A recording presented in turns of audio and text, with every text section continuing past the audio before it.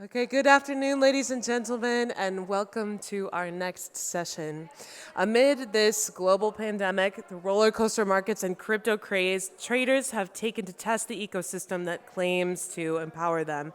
So we're here today to join with experts from the retail and institutional space to get a deeper understanding of the factors that are shaping the liquidity landscape across asset classes.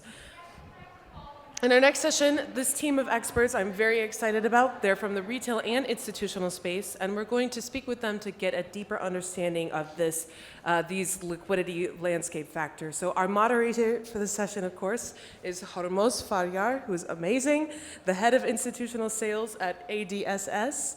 Hormoz brings 19 years of industry experience to discussion, including time spent at Credit Suisse, State Street Bank, ADS Securities, and Equity Group. We also have Frank van Zegveld, the Managing Director of Sales and Business Development at Lucera Financial Infrastructures. Saed Abukarsh, the CIO at ARC Capital. Michael Copiuk, the CEO of X Open Hug. Natallia Hunik, the Chief Revenue Officer at Advanced Markets. And Jay Mawji, the Managing Director at INFINOX Capital. So let's give them a very warm welcome to the stage. Thank you, everyone, and welcome to the liquidity panel. I've done this panel a few times, and this year we've got a really exciting group of people, true experts, and I want to go pretty much straight to the point. But before that, I'm going to let everyone explain which segment they're in, because we're not looking at liquidity providers here. We're looking at different segments. So if we start with Natallia. Sure. My name is Natallia Hunik. I'm, as already mentioned, Chief Revenue Officer at Advanced Markets Group. Advanced Markets is a prime of prime and institutional liquidity provider. Frank? My name is Frank van Zegveld. I'm running sales for Lucera. We're a technology company, and we provide connectivity and trading platform services for the institutional markets. Saed? Again, my name is Saed, as you said. My role primarily is in macro FX on the hedge fund side and ARC Capital. Hello, I'm Michael. I'm responsible for the institutional arm of the XTB group, X Open Hub. We are providing technology and liquidity for our institutional clients. Hi, Jay Mawji, INFINOX Capital.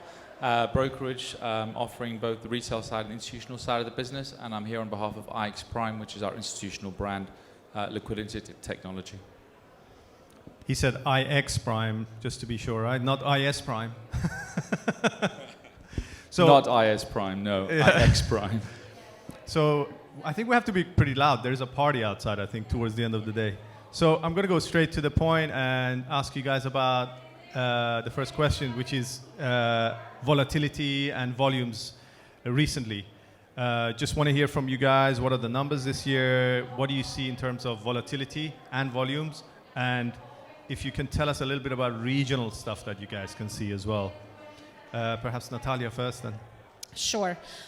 So it feels, that we are a little bit of volatility farmers. I mean, this year and before as well. But, certainly I think... wow. I'll try to speak louder. Okay. Yeah. Someone won something.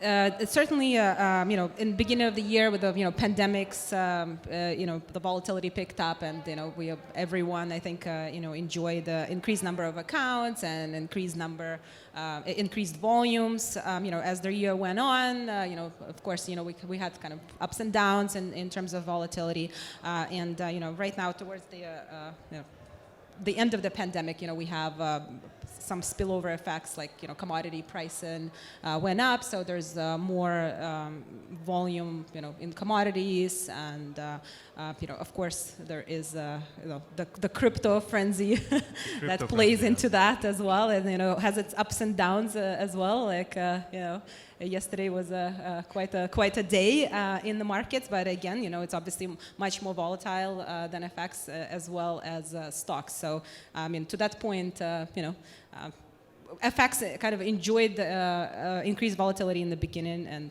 subsided towards the end of I've the been pandemic. told if we use the word crypto, we might trigger Jay. So we have to be careful. He might. I see he's triggered. Thank you. I think I saw him move when you said crypto there. So, so we're not going to use the word crypto much. We leave it towards the end. Is that okay, Jay? Yeah. Okay. Let's so avoid it. Yeah. any regional stuff, Frank? You guys, you must see a lot of volume clearly going through your platform and connectivity. You must have more data than anyone here in terms of volumes. What's the volumes looking like? Q1, Q2, last year, regions. What do you see? We definitely see a change and an interest for Singapore, where people are moving towards from Tokyo to Singapore, one of the extra hub, and starting trading platforms there. It's really hard to say anything about volumes. We're running more than 40, 45 platforms for a numerous amount of clients. So every client have their own volume, their own trading metrics, and so on. But data-wise, it's through the roof. I took a look actually before I joined on stage, and compared to 2 years ago, what we process on data compared to this year, that's increased by 100%. And to give you an idea, we process around 22 gigabytes per second throughout all the platforms where we support, with peaks up to 80 gigabytes per second. And it's millions and millions of packages what comes, let's say, on flat text for creating order books and stuff like that. So if you think about it, it's massive, and it's only increasing more and more. Okay, I don't know. Like, is data necessarily mean that there's more volume or not? But yeah, we'll get to the data a little bit later as well. Saed, volatility, you love it. I know you love it. Have you seen? I think one of the things that's really interesting this year and last year is that I know that we're talking about the broker side, but from in the sense of volatility in terms of market, what we've seen over the past 8, 9 months or even 10 months is effectively volatility increases at the very edges of the market. So take case in point, looking at crypto, for example. You've had this whole Twitter war with crypto and everyone buying at the peaks and adding more, and it moves up 10, 20, 30, 40%. The same case, the GameStop, beginning of the year, we had that insane explosion in GameStop, fueled by retail. Not really. I mean, if you actually look at the retail numbers, and this is a misdemeanor. People talk about GameStop as a game of volatility, but it only took $15 million to move GameStop pre-open every single day to cause a squeeze. So what you're seeing is extreme volatility at the edges of the ranges as opposed to the middle of the ranges. So you end up having a 20% period when there's, you have a 10% on top, 10% on the bottom. When there's a frenzy, either it's fueled by FOMO, fear of missing out, or either you have a fear of getting stopped out, like yesterday in crypto space.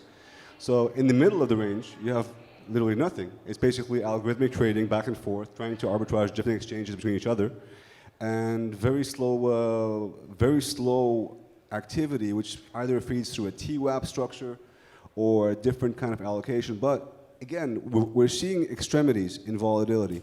20% extreme volatility on the edges, and 80% of nothing. That's quite interesting. That explains a little bit why a lot of people are saying everyone's talking about volatility, but the data is not showing that it's more volatile than, was it 2015, 14 was much more volatile. Everyone thinks it's more volatile now. It's louder, maybe, this 20%. Well, again, we're talking about a certain level of amplitude and cash, right? So let's take an example, the whole universe of investors and traders. Obviously, they're allocating their capital according to the asset price, which actually is moving. So whether it's FX or commodities or copper or nickel or crypto or fixed income, you have that same level of amplitude of movement. It's just simply becoming a lot more difficult to gouge because lots of this volatility is fueled by extraordinary events. So, for example, you have events where you see the price equilibrium change very fast. 10 years ago, 20 years ago, when a piece of news came out, the price equilibrium for a new asset price took half an hour to an hour. Today, it literally takes 2 seconds. So what you have is algos trading events, speed, who's fastest to the trigger, who's fastest to get out, and continuously it's only extremities of the price that you're seeing extreme volatility, then a tapering of volatility. Makes sense. Michael, what do you guys see in terms of regional Pretty much the same, like everywhere. Like volatility is your friend, both for traders, both for brokers, and both for the liquidity providers. Not only, of course, the GameStop thing was quite an event last year, but of course we've got oil, we've got gold, we've got also indices peaking and falling and still getting back to the tops. So in that terms, of course, the volatility has increased, especially within our group. It caused that, like, the whole XTB group generated 3.1 million lots yearly from in 2020, from 1.6, as I remember, in 2019. The same, our institutional clients, they like increased the volumes heavily, because also the client get a lot of interest of such events as mentioned as GameStop, but still there's a lot of potential in the market. A lot of news are being transferred to the clients. We've got influencers as well. Like everyone like knows, Elon is posting a lot of market influencing posts as well. But still, we've got a lot of people getting more and more interested into the market, especially that all over the world was mostly closed. We stayed at home for most of our times, so we, like, the world created also the influencers. The guys that were, let's say, into car business went to the investing business. So, like, everyone get into the market. So it's good for the industry, especially for like brokers, traders, and providers. So that previous year, 2020, was a very interesting year. I think 2021 will be still interesting, and we'll see what future will bring to us. I think we need Elon Musk to tweet about euro dollar, more than cryptos. He needs to start doing euro dollar, or maybe gold. Jay, last but not least. Not crypto. How's the volumes? Non-crypto volumes looking? How's the volumes? And I just wanted to ask you as well about the FX volume share versus single stocks. That's an interesting one. I wanted to ask both you and Natallia, because you have a relatively similar business. Volume-wise, I think we've been, volatility-wise, we've been spoiled. Over the last few years, you think back to a number of unique events. I just think Brexit's one of them. The Trump series brought a lot of uncertainty, volatility. COVID's one of those. And as a result of that, we have been spoiled with these kind of external market events that have pushed certain products forward, and that's where we see gold, we see some of the indices, US indices really pushing forward. But also, as we kind of came back and towards the back end of the Trump era, and we started to see the dollar kind of settled away a bit, and now I look across it, and euro dollar is one that you point out. I don't know how many people are actually that interested in it anymore. We should expect to see more of it happening, but in reality, euro dollar's fallen way down the list. When you start to put gold, obviously, everybody talks about it. Silver seems to be getting more and more popular. Metals, Natallia mentioned some of those commodities getting more popular. Indices. I was looking at it the last few days, and everybody wants to piece the DAX. Okay, that's in the past it's happened, but for the last 6, 8 years, I don't think the DAX has been there. So regionally, it's really hard to pick out and say who's trading what, but I think what you can say in terms of instrument-wise, you start to break it down, and it's starting to become very distinct between what I would say your original traders, the guys trading the markets looking for the underlying value instrument, and actually people just trading world events. And then that's become a dictator for me. So essentially, euro dollar, for example, is not a profitable thing anymore for brokers like yourselves, essentially, right? Compared to everything else that's coming, gold and silver. Everything's profitable, but actually just volume-wise on euro dollar, it's not the big ticket, and we still do it, and as a provider of liquidity, the first question you get, what do you do for euro dollar? And you think, well, good question, but you're not trading that anymore. Nobody is. Let's talk about 12 other instruments people are trading. And on single stocks, I will put my hand up and say we just don't see a lot of it. We get a lot of questions, but we just don't see a lot of it. And it makes sense. You always go back and think about it. It's much easier if you're going to trade volume. You're going to back something. Do it on an instrument. We've all got accustomed to that way of trading now. Yeah, it's reality versus hype. I Yeah, guess. I mean, there is certainly, I can attest to that, there's certainly a hype around single stocks, but we've introduced them at Advanced Markets Group about a year ago, and it was also demand driven. There was a lot of clients coming in asking for that, mainly in Asian region and also the Gulf region. And I think, it just stems from the fact that, perhaps a lot of people in those, in the regions don't have access to the stock market directly. And so they're trying to access it through those CFD brokers. But, in terms of volume, it's still, I think, for most of us, the core business remains FX, and with the volatility subsiding, everyone's looking to differentiate, and whether it's single stocks or crypto, you have to do it because there's demand for it. Whether or not there's going to be, significant volumes, yet to be seen. I guess so far I can also agree that, it definitely is not overtaken the FX, no. Okay. Anything else on this subject before I move on to the data subject from you guys? I just want to jump in here for a second. I think, I want to highlight Jay's point here. It's really interesting that you're talking about the DAX right now. And again, we're talking about euro dollar and FX. Why is it so quiet? And it's really difficult to say FX is exciting when rates are at zero everywhere in the world. So the underlying fundamental carry trade otherwise isn't there. So we're just grasping at any piece of news that gives us a different direction thematically. So I think once we actually exit this cycle, if you remember last year or pre-COVID, when we had, I think in December or November, when Jay Powell changed his view on rates, we had increased volatility in euro, we had increased volatility in yen, we had increased, it markedly different. If you look at the volatility in yen, for example, 10-year average, or sorry, in euro dollar, 10-year average, it used to trade about 22 figures a year. Now we're halfway through the year, and we're not even at 6, 7.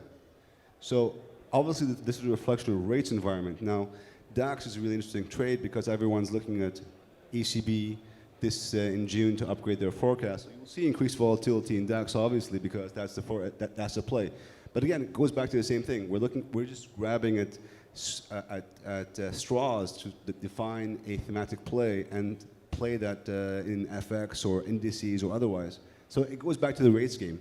Yeah, this is quite interesting. So if you had to guess, Saed, the next 5 years, would you say FX volumes and, FX volatility, FX, let's say G10 volatility, if interest rates start to move up, would you believe G10 would then have more volatility than we've had now? Look, entering into this year, if you spoke to most macro managers, their expectations were that rates would rise and that FX volatility would rise alongside with it. The problem is not just nominal rates, the problem is real rates. Real rates are negative, so expectations of inflation are down. Now, the moment we actually have some solid CPI numbers over a course of 2-3 quarters, I think FX will surprise you. I think next year is one of the biggest years for FX. Wow. As we effectively exit this tapering cycle. Remember, we've put in a lot of liquidity. The Fed, Bank of England, ECB, they've pumped in a lot of liquidity over the past year. And that liquidity is going to have to exit at some point in time. It doesn't have to exit tomorrow morning, but the moment that we have expectations and some kind of commitment at the exit, rates will flip completely. Remember how long the ECB's been at zero. Remember how long the Fed's been effectively at zero, and real rates are negative. The moment that changes, FX goes back on fire again. So guys, you heard it here first. In 4 or 5 years, FX will be back. We'll be back big time. No more cryptos, Jay. You're going to love this. How about the digital FX, the digital dollar and all that? I'm not sure. It's all going to be USDT.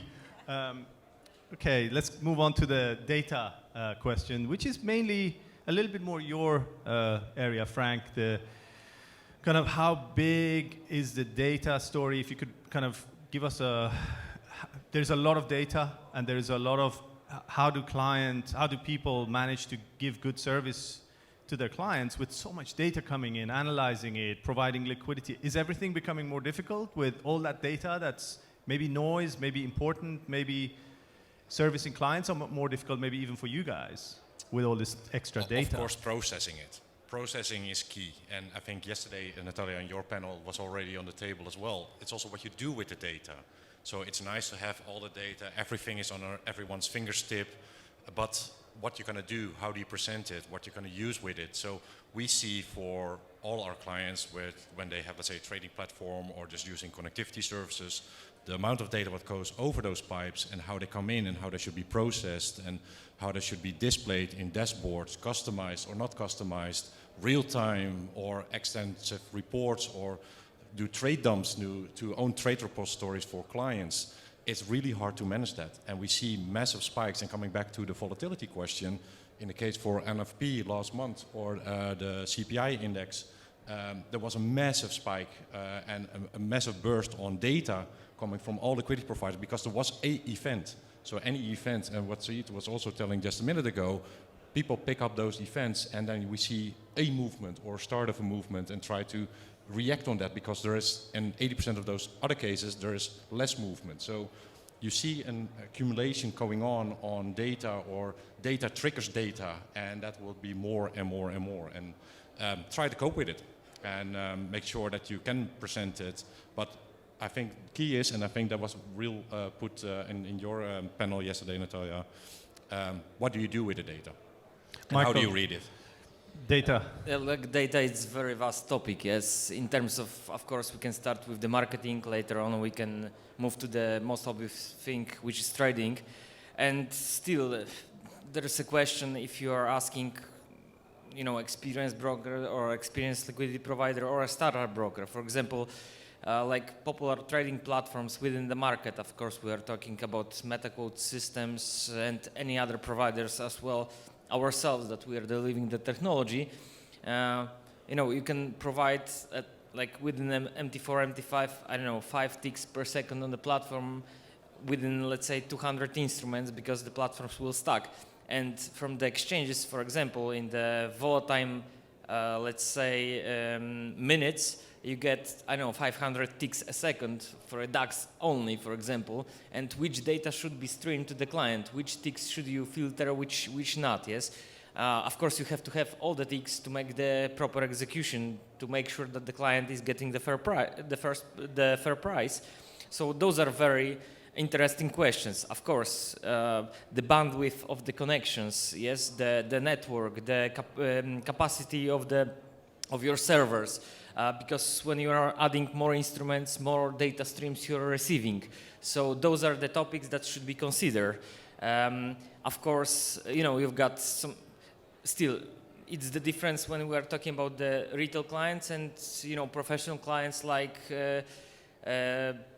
money managers, where they are calculating every millisecond or even less, yes, because they are considering the ways where they can get the advantage on the network, yes? They are analyzing how to be the faster by nanosecond or picosecond by any of their competitors, yes? They are working on how to, make the networks fail, how to, slower down some networks of your competition to get the faster feeds, how to make the networks fail on their advantage, for example. So this is very vast topic, and as my colleague mentioned, yes, last year from 2019 to 2020, we doubled the number of the ticks that we are receiving from the exchanges, from the banks, from our data streams, from our instruments. So those are many questions: how to manage that data, which data should be presented to the client, and how to make sure that your data is accurate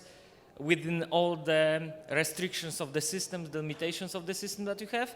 And you have to think about also, as I mentioned, the threats between the competition and between, for example, DDoS attacks. So this is a very vast topic, very interesting, especially when we touch the marketing, yes, of the analyzing the tick data and the data from the clients that you are receiving, yes, and the sources of your client.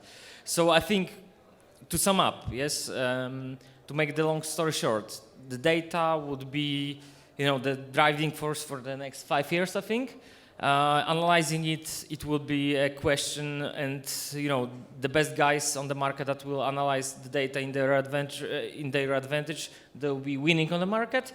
And of course, more and more, I think resources will be spent on the analyzing market data, receiving the market data, and making sure that your market data is up to date. And we're all going to have chief data officers, unless we have them already. I don't know, anyone has a chief data officer? Like big companies, for sure, they've got such positions in their companies. Jay, how do you guys, does it hinder you guys giving good service to clients, all this data, or is it an opportunity, or do you see it as something that needs to be a problem that needs to be cracked, or is it, this must be costing you more to do business, right? It does cost more, and actually, you talk about a chief data officer. If we did have one, he would hate me, because I think my starting point on this is an old saying, over-analysis leads to paralysis. And just generally coming from that, I think you extend on to say over-consumption is in a similar way. And you can't undermine the importance of data as a general topic wherever you use it and however you use it. But I think the biggest risk I see with data is you sit there and try to perfect something that already happened, that gave you information that already happened. And so you have to be careful with data. You can use it for confirmation. A market moved, we provided pricing, clients executed it, the price was right, all of my colleagues provided similar pricing, everyone should be good. And I think that for me is where you can almost stop. You can look back and back model and start to fill more data, and there is some very, very good technology that can help you with that. But I always think at the end of the day, the best feedback I can get is a client who doesn't call me up after an event and scream and say, well, you missed 3 ticks, you haven't filled enough on the book, whatever it might be. I'm not anti-data, but I am pro using data as confirmation rather than getting drawn in it. And to some respect, I think some of the guys on the panels, I think that's what they concentrate on. And from our point of view, as long as it comes good to us, I think we're happy to push it to the client, and that's what our role is. It's a good point. Overthinking it is like reading too much data might be a little bit too much as well. Yeah. Absolutely. If I can add to that, I mean, because we had a similar discussion yesterday on the data, and I mean, obviously it's a big buzzword. But that was yesterday. That was yesterday. No one remembers. No one listened to that, anyways. But I just wanted to add about the. Natalie, sorry, that was yesterday's data. Yesterday's data is no longer relevant. Yeah. So just to add to that, and already was mentioned about how do you use the data, and I think perhaps in our industry, I mean, maybe on the institutional level, I mean, there's a lot of analytical tools that are based on mining the data, and it slowly comes to the retail and margin side of the business. I mean, I've seen surprised to see some of the even like bridging providers, they added a lot of analytical tools and they mine the data, and they provide it in a digestible format for brokers to look at and kind of get more insights or confirmation validation into what's happening with the business. Yeah, and I was also wondering yesterday about, I had also thought about big data, about like, well, has anyone figured out how to commercialize it like, Robinhood does, selling the data, transactional data, I mean. Yeah.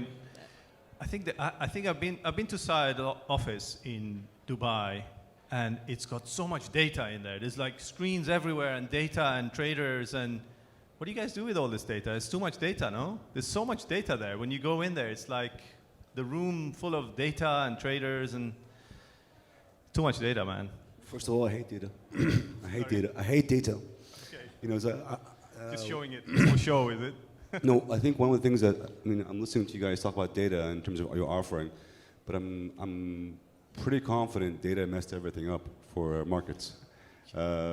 Primarily because what we have right now over the past 10 years is the birth of this new data miner to effectively try to find certain patterns, and it's become so pervasive that everyone thinks that they have an edge. So it's basically who can get the fastest data, who can get the cleanest data.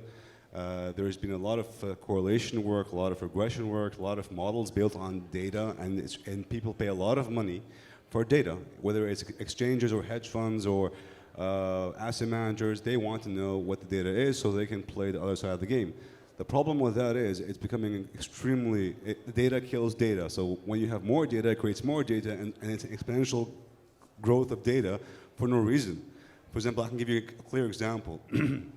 There was a period of time in the end of the month called the month-end fixing, the 4 p.m. WMR in FX. And the amount of analysis that goes into this 5-minute window of trading will blow your mind. You have PhDs, you have 20 guys in banks working on just what is the 4 p.m. fixing for 5 minutes. And there's a lot of data utilization coming, whether it's in fixed income or equities or MCSI or FX, and that has ruined completely that pattern. So where you end up basically with 4 days of complete subdued activity waiting for that 5-minute burst. And the thing is, what you also see is the buy side utilizing data to actually manipulate things. So I can tell you that there's certain providers who provide volume executed data. So I can pretty much look at certain currency pairs and backtest and know exactly who's going to do what, at what time of the day, and how long for. And that becomes a trackable activity. And once you can track it, you can act in front of it. And then it becomes a game of shifting mandates back and forth. Whether it's equities or FX, it happens on both sides. You know, you have, there was a story sometime back, Mike is dead. There was a story sometime back in Geneva where there was a lot of dissemination from banks about gold. And one hedge fund who was only long gold only and silver was giving this data out to a certain bank, and the formula was known. Now, effectively, that fund had to rebalance every single day. So everyone in Geneva and Zurich knew about this rebalancing, and it took only 6 months before this hedge fund went bust. And so again, it's a game of data, picking up the data, picking up the pattern, and there's a lot of money managers out there, whether it's pension side or security side, who actually have to act within certain windows, and there's been a whole universe of traders and asset managers who are just pinging that, and algo is at the very front of it. I'll give you a story about data. 12 years ago, I was working at Credit Suisse Bank, and one of the biggest traders in the Middle East was you, Saed, at one of the, you were chief dealer at one of the banks. And we actually at Credit Suisse saw that as a very useful data. The flow, the information, the trading. And maybe it was too much reading into that data now in hindsight, huh? We used to fight for that flow and the data and all that. Well, the thing is, 12 years ago, back then the traders could actually go with the flow. Yeah. Nowadays they can't do it anymore. I mean, there was one Russian bank out of Moscow who actually was famous for doing drive-bys, and all the banks would fight for that flow, even like 50 sterling yen in like 2 pips or 3 pips. That crazy kind of pricing, but they wanted that data because they wanted to see where they were in the cycle. So how popular were they in terms of who got called first? So banks, generally speaking, want to see. If you have we both left the banks because the data is useless, right? We've left the banks. Different reasons. Great. Anything else to add before I go to the next question on the data, guys? Okay, so the next question was the race to zero topic. And this is where, you know, the market's just getting squeezed, and how do people make money? And this is a scary thought that we see over the last 20 years. People talk about 5 pip spreads, 2 pip spreads in euro, and then it goes down, and then volumes aren't the same. How do people make money?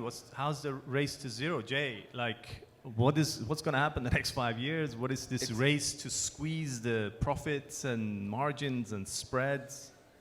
It's an inevitable occurrence, and we all knew it was coming, and you find that it's exactly that. More and more now, everybody wants to be priced as tight as possible, and actually, in some ways, it's not really the race to zero. We're there now. I mean, you know, the price that we've got to offer a lot of popular instruments, euro dollar to gold to all of it is, you know, the profitability is just being usurped. And we talked about data, and that's one angle of it, but you know, how do we continue to grow and invest in our brokerages and our provisions and our technology if actually the underlying revenue points are being stripped out? And that's not complaining. We understand it's a competitive marketplace.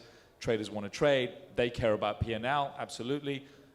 It's a difficult thing to push through. And I'm almost beginning to think that there's going to be a turn in product offering or turn in perception of what clients want to trade. And then that's really the only way that with a change in product, not to crypto, but changing in product, is where we're going to start to generate revenue. The other side of that is starting to add value to additional tools, and tools is another topic we talk about, but Eurodollar is Eurodollar, it's 0.1, everybody knows it, that's the end of the game. It's what we give you with Eurodollar. You know, it's what we give you to analyze how you trade Eurodollar, it's what we give you to manage as a downstream broker, how you manage your execution, how you manage your margin, how you optimize your flow. Those kinds of questions and those kinds of services is really what's going to help us to beat the race to zero. But if it doesn't happen, it becomes a really tight squeeze along the chain there. Yeah, Frank, like your clients, they're saying, look, we're not making any money, you want to charge us. The technology is going to get squeezed if this race to zero has hit technology a little bit. You definitely see that. They take all the costs in consideration, including our costs. And sometimes it's really hard for clients to get their business case around because they rely on their clients, what they trade, the volumes they're doing, and the potential profit they're going to make. So, but we're not on that side of the business for them to determine what their business case should be. We here don't have any influence on, let's say, the trading style, what the clients are doing. What we want to provide is, let's say, a robust, sustainable trading solution where they can offer their services. But we're definitely in that conversation with them because, yeah, discussions around commercials, can you help us out? Can we start, do something together? How can we make it viable for everybody? And ideally, yes, we see our clients as our partners, but it should be sustainable. Coming back to the data, they don't want to have that the system breaks either. So we want to make sure that when we present them a commercial model or a solution, that it is robust and they can make money. Technology providers want to have this robust, steady income, but the reality is different, right? Natallia, like, you can't guarantee flows, tech providers, Yeah, absolutely. I mean, for the brokerage business, it's heavily, relied on transactional volume and transactional revenue. What the next 5 years brings, it could be a couple of trajectories. One, I mean, if you want to draw a parallel with the stock market, I mean, there's been a massive consolidation. Everyone kind of also went through the margin squeeze, and then the major disruptor appeared, and they started offering fractional shares and tapped into the Millennium database, and did a couple other disruptive things that changed the market and also probably led to a further squeeze to the incumbents because with their models they had to match whatever the the innovator had to offer, and that's how that ended. But on the other side, we've also seen, as Jay already mentioned, we've seen that brokers are trying to innovate. I mean, they're trying to augment the core service and trying to add stocks, try to add crypto, or try to maybe come up with some other creative ways to add value to the core proposition. It is very challenging because we already touched upon that in the beginning about like single stocks. There is certain costs. There's market data costs. Servers, data handling. You offer like 1,000, 2,000 new stocks. It costs the cost the company money. Is there an ROI on that? I mean, yes, it is a great value add, but will it like completely reposition your business and give you a new revenue stream that will diversify your top and bottom lines? That's a big question. In terms of it's hard to say, of course. I mean, I wish I had a crystal ball in 5 years. I mean, 5 years is a long time in FX. I mean, maybe the next disruption is coming next year. Someone already said the next year is the big year. Things could change in a matter of months as well. Saed, you're in the business of crystal balls. What do you think? What is the future?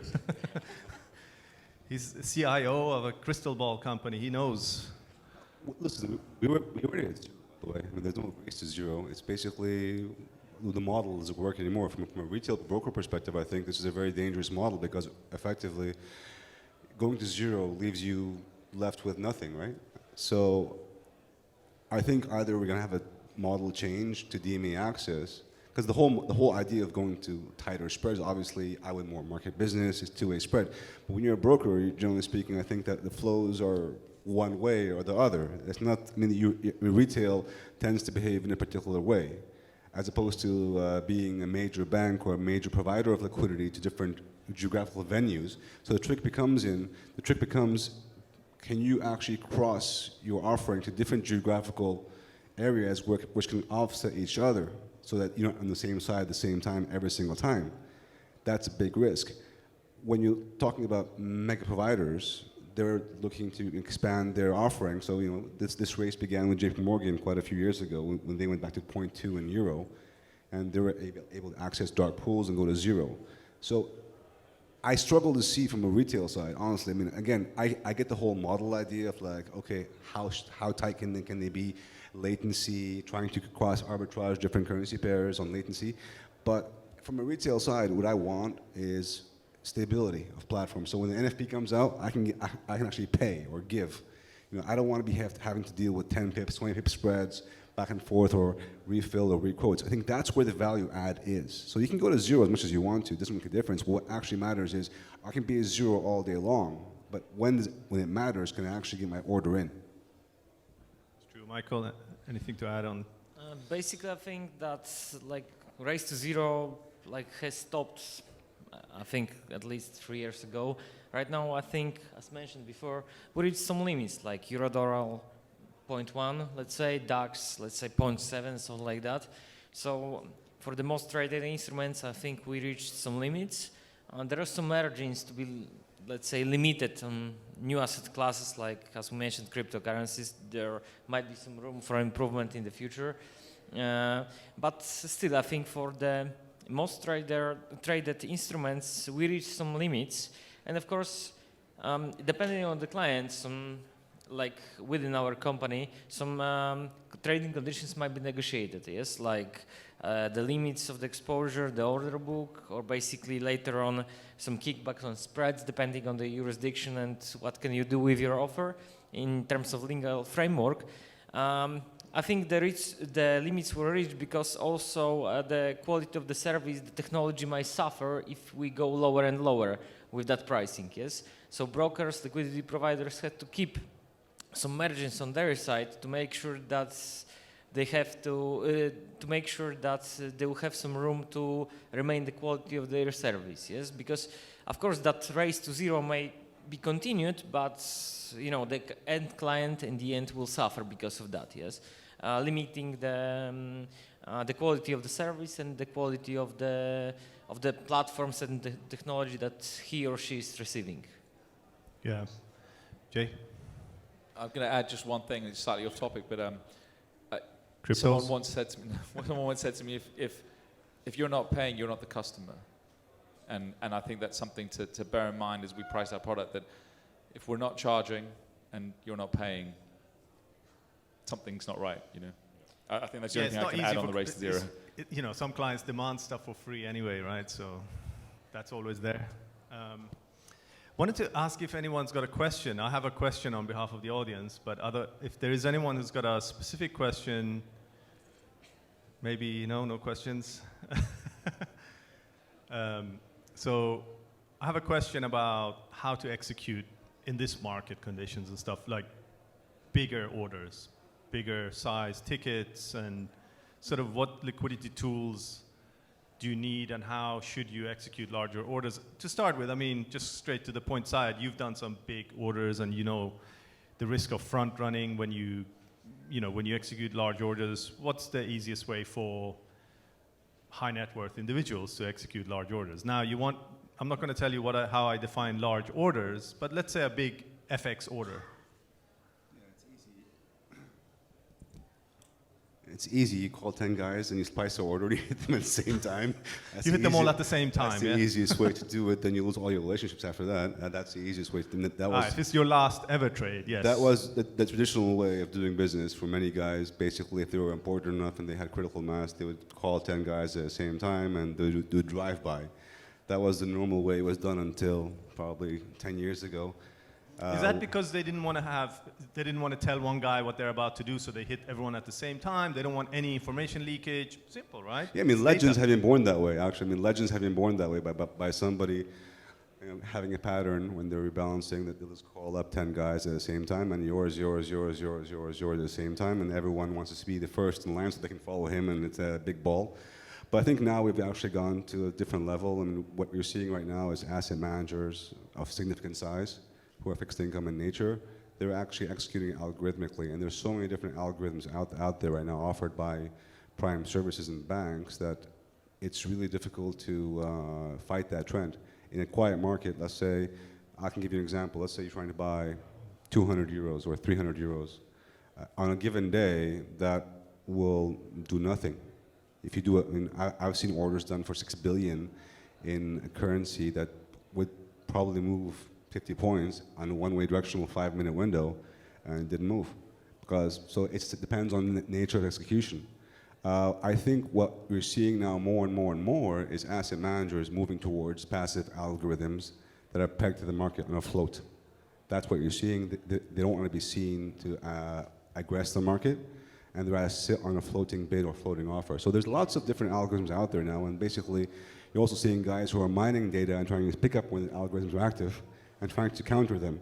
So it's become this algorithmic trading pattern right now between different managers. So no one wants to call up anymore and call up 500, or you have guys who do that, who just, okay, do it for me. But on a given day, on a given time, you can move something a lot with very little, and you cannot move something a lot at all with a lot. So based on the managed appetite, I think we're heading more and more towards algorithmic execution. Yeah. Frank, your clients who execute large tickets, you have a few, I know for sure. Yeah. What do you guys provide in terms of tools and data for big tickets? Algo rhythm, smart order routing, as well a lot of analysis where clients can detect when is the right entry to come into the market, but as well the ability for adding their own algo suite or their own algo service provider with an open API and run it through the available liquidity what they've set up for themselves, or the interaction what they have with their banks and get, let's say, the liquidity from them. So by the hand-picking element, it still exists also in the automated systems where you can have an override or have a bilateral setup with your liquidity providers and determine for this order, I will route it directly to 1, 2, 3, 4, 5 LPs and do that from a good execution. But is information leakage a bigger problem now than before because of all the data that flows? You can see it. I mean, I can literally go back and look at the data from, I mean, if you're doing algo execution, let's assume you're talking about the 5, 6, 7 top tier liquidity pools, not necessarily banks, there's different liquidity pools. But it's clearly displayed. You can buy the data and see it. So then you effectively learn, if this happens, this will happen. There's a whole industry based on mining this data. So to minimize leakage, the best way is drive-by. You take them. I think that the best way to minimize leakage is impossible nowadays because they're so good at picking up the data. It's impossible. So you want to trade $200 million or euro dollar or anything, it's going to leak. Look, 200 million is nothing. I mean, like 2 yards, 2 billion, I mean, like, euro dollar. But what people are looking at is patterns of portfolio shifts. So when someone's coming up to do a 15, 20, $30 billion shift in, let's say, dollar Turkey or dollar Mex, that's important, right? And that, in euro dollar also, they look at that sterling, things that actually move. Those guys never execute in the same day. They take some 5, 6, 7 days to execute. What they're looking at is time frame parameters. So you can pick up on a given day what a TWAP is doing by virtue of how the price is moving and the volume that's on exchanges. When the moment the IMM opens up, it becomes a whole frenzy of algos who are acting on the information. So they're so good at picking up data, it's literally impossible to hide it unless you basically it takes you a long time. Like you can't do it in one day. If you want to do it in one day, they're going to see you. Interesting. Okay. Anything to add, guys, on the big tickets? Sorry, I was just watching that clock countdown and thinking that I'm not going to have to give away any trade secrets when I hit zero. Yeah, you can go for it. No, go on, up to you, Michael. So yeah, the same on our side. We see that trend that even like manual order being sent by retail clients of our clients using our technology are getting smaller and smaller. Everyone is trying to slice the deals, either using automated systems, algorithms, whatsoever, coming from the bigger clients either to the smallest guys. Everyone is looking at the order books. Everyone is looking on the bids and offers offered in the order book. So everyone is more and more aware about that. So as well as we see that trends that everyone is expanding to execute bigger chunks of orders. So that's the trend, I think. Okay, great. Natalia, anything to add on that one? Yeah, I completely agree. I think it's certainly more algo-driven, but I think relationship execution also still exists, still out there. Makes sense. I think we've run out of time. Thank you, everyone. That's it. Thank you. Thank you.